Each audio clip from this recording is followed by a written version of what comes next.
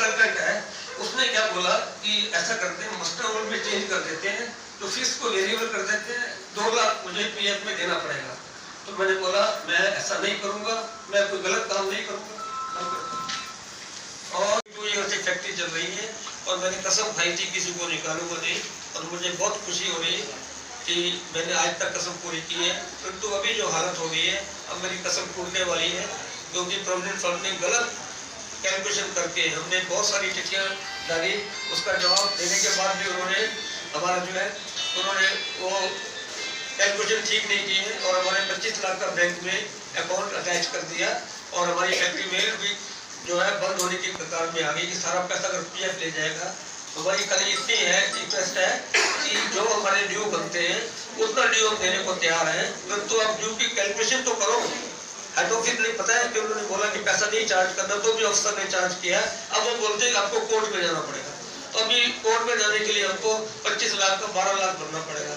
Factory हमारी lock लग गया, फैक्ट्री बंद होगी, बैंक ने ताला लगा दिया।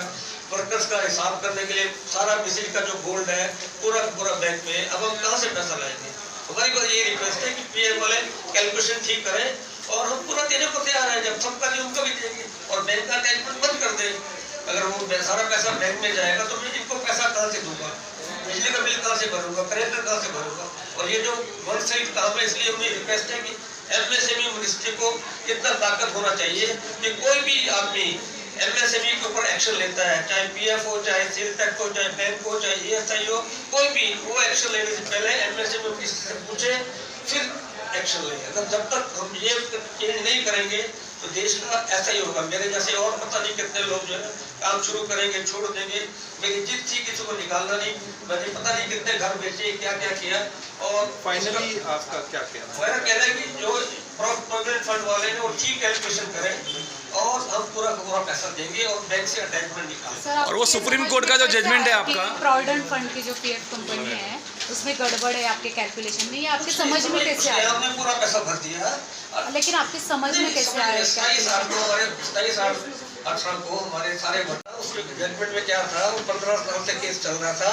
उस जजमेंट में क्या था कि 28/2 को सुप्रीम कोर्ट ने ऑर्डर निकाला कि जो फिक्स अलाउंस है उसका भी पैसा देना है। जजमेंट की डेट नहीं थी, परंतु बाद में जब लोगों ने ऑब्जेक्शन किया तो सुप्रीम कोर्ट ने बोला कि आपने बैंक डेट पे नहीं ले सकते। वो ऑफिसर को आगे इंफॉर्मेशन आ गई सुप्रीम कोर्ट के कहने के बाद भी, तो भी ऑफिसर ने काम नहीं किया। महिंद्रा है, मैं फर्स्ट क्लास मैकेनिकल इंजीनियर हूँ। 11 साल नौकरी करने के बाद मैं 42 ईयर से मैं फैक्ट्री पुनर्उद्योग चल रही है, जिसका जो है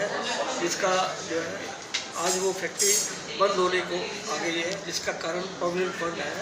उन्होंने जानबूझ के उन्होंने नोटिस निकाला, 22 साल पुराना रिकॉर्ड जो है वो मांग लिया, जो कि उनकी ज्यादती थी। हमने सारा उसका जवाब दिया, उस जवाब को उन्होंने दरकिनार कर दिया, उसमें एक्शन भी लिया नहीं। इसके बाद उनको हेड ऑफिस से चिट्ठी आई थी कि आप बैंक रेट से चार्ज नहीं करो। इसके बावजूद उन अफसरों ने इसकी बात सुनने के बगैर बावजूद ये करके 8,68,000 निकाल दिया और उनका एक रिकाउंसिलिंग स्टेटमेंट उन्होंने दिया था जिसमें सारा इंटरेस्ट पेड हो गया। इसके बावजूद उन्होंने इंटरेस्ट लिया। और इसके अलावा एक हमने मद्रास हाई कोर्ट का जजमेंट दिया था कि अगर पेमेंट लेट हो तो पैसा डैमेज नहीं लगेगा। वो हमने 22/10 को सबमिट किया, उन्होंने 21/10 को ऑर्डर निकाल दिया और 49 डेज अपने पास रखा है कि आप बताओ आपने अरेस्ट क्यों ना किया जाए। और दूसरा उन्होंने सबसे बड़ा हमारे साथ क्या किया कि उन्होंने हमारा बैंक को अटैच कर दिया। अब हमारा जो है हम डिफेंस को सप्लाई कर रहे हैं, 40 साल से हमारे पास लाखों रुपए के ऑर्डर हैं। वो सारे ऑर्डर हम कैसे करेंगे अगर सारा पैसा पीएफ में चला जाएगा। हमारा सिर्फ ये कहना है कि जो एक्चुअल कैलकुलेशन है वो हम देने को तैयार हैं। डैमेज माफ़ हो जाएगा, 8 लाख वो गलत हो गया। उसके बाद जब रिकाउंसिलिंग में इंटरेस्ट है ही नहीं, उन्होंने एम किया तो वो कैलकुलेशन करें और हमारा जो उन्होंने अटैचमेंट लगाया है वो बंद कर दें, ताकि हमारी फैक्ट्री जो है जो 42 साल से चल रही है वो बंद ना हो। इसके लिए आधा पैसा भरना पड़ता है और हमको बैंक ने हमारे ताला लगाया हुआ है, हम वो 12 लाख नहीं भर सकते। इसलिए हमारे पे तर्स करके हमारा समाधान करो। हमको